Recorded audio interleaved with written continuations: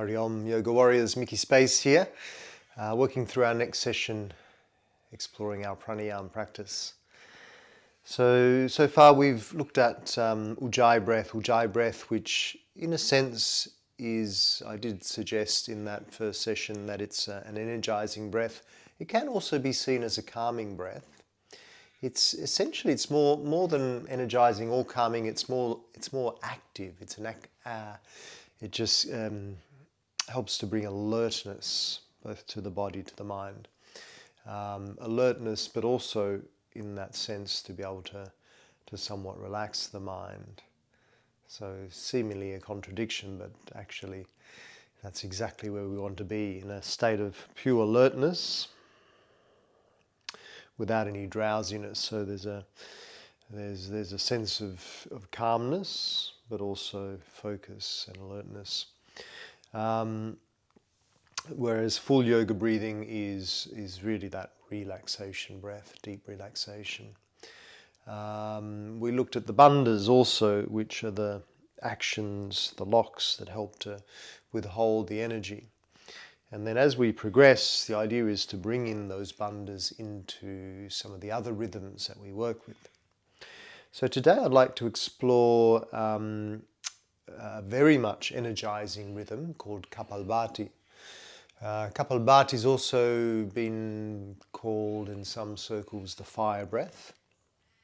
But essentially Kapalbhati, the word Kapal is the frontal lobe of the brain, and Bhati is light. So it's also nicknamed the skull shining breath.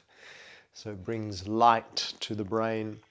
So why is it called that? I guess one of the things that happens is these extra impulses, electrical impulses, have been actually scientifically noted to increase. So these increase through the central autonomous system of the body, and they create extra activity also in the brain. So let's say the voltage within the brain is significantly higher than normal during as an effect of this rhythm. From that yogic perspective, we like to see this as Sushumna Nadi. So we got one central nadi. Nadis are the energy channels that run through the body. Sushumna Nadi is the central nadi that runs through the spine, through the center of the body, where all the chakras are lined upon. So in some ways, the idea is that this increases activity within Sushumna, within that nadi. So it's a way to awaken the Sushumna. So Kapalbhati, it's an energizing breath. It's a very fast and rapid breath. And there is a sense of hyperventilation that happens here. A couple of our faster breaths cause this, but without any of the negative effects. In fact, it has been recorded that there is a higher intake of oxygen into the alveoli, into those little particles within the lungs that exchange the oxygen and carbon dioxide. So a wonderful practice for people with, let's say, lung deficiency, or just in general to help increase your lung capacity. It does increase the heart rate slightly, just a moderate amount, but I guess that's where maybe we need to just be cautious if we do have any heart conditions. So anyone with heart conditions, a higher heart rate, then just be mindful, or maybe leave this one out. So what happens here? How do we perform it? Now, when you think about normal breathing, your inhale is active. So there's a certain action on an inhale, and your exhale is generally passive. We just let the exhale go. So it's active inhale, passive exhale. That's our normal breathing. So in Kapalbhati, we reverse the process.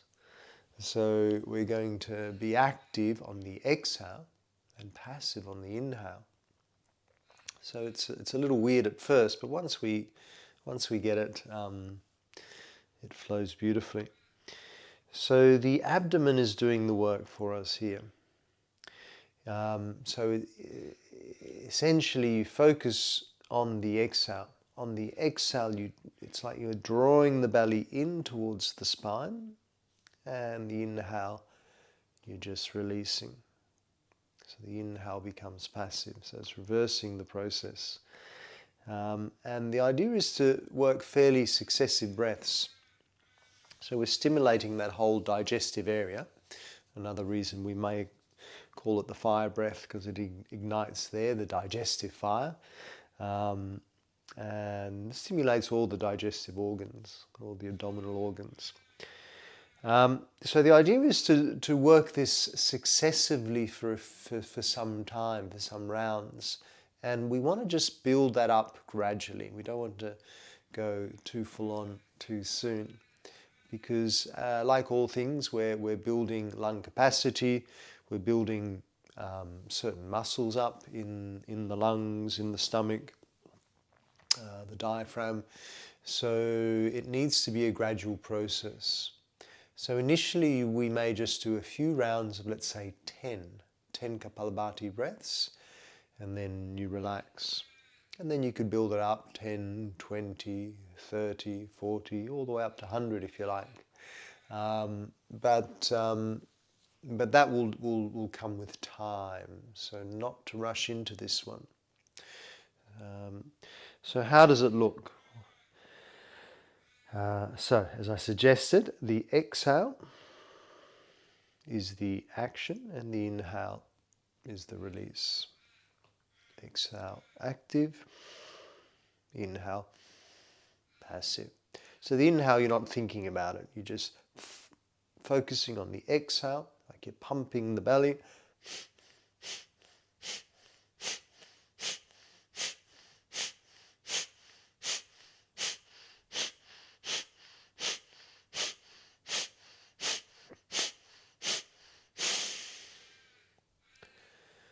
So as you can see, the inhale just happens naturally. Just nice to, of course, pause after working that rhythm. It does immediately create those extra activity in the brain, which just, it's a wonderful prelude to meditation, this one here. So ideally we perform Kapalbhati on an empty stomach. And so a good one to do first thing in the morning.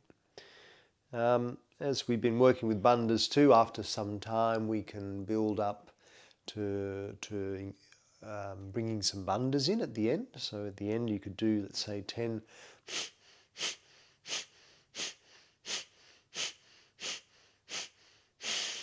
And then you could work your bandhas.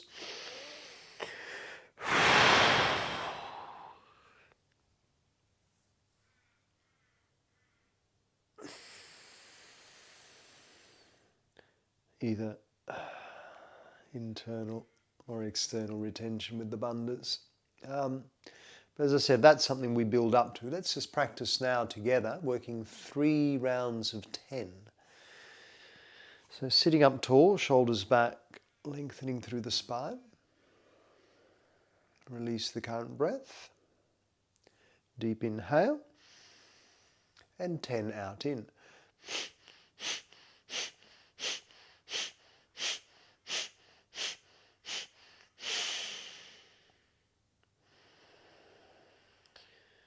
And then relax the breath, relax the stomach.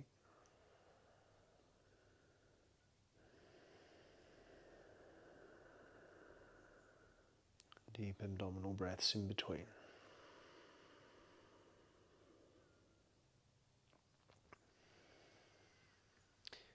And again, 10 out in.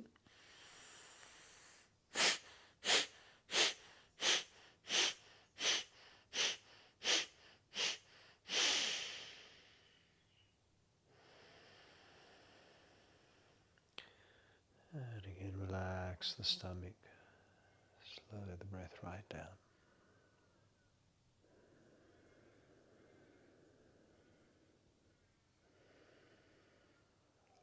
And one more round. 10. Out in.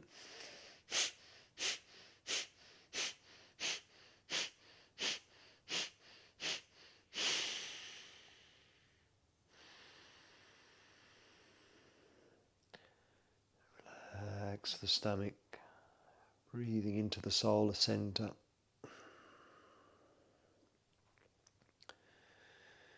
And noticing how we feel, noticing maybe a little subtle shift,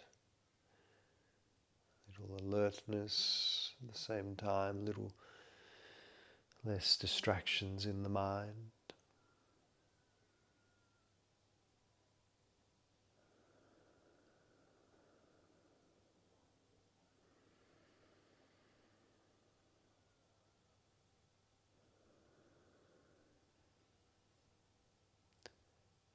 And then blinking the eyes back open when you're ready.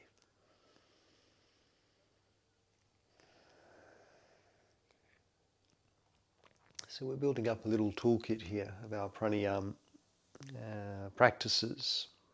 And then ideally we concoct, we find a set of rhythms that can be nice to practice as a full practice. Great to do early in the morning, so good, say half an hour to even an hour, incorporating pranayama and meditation, working these various rhythms that we're exploring.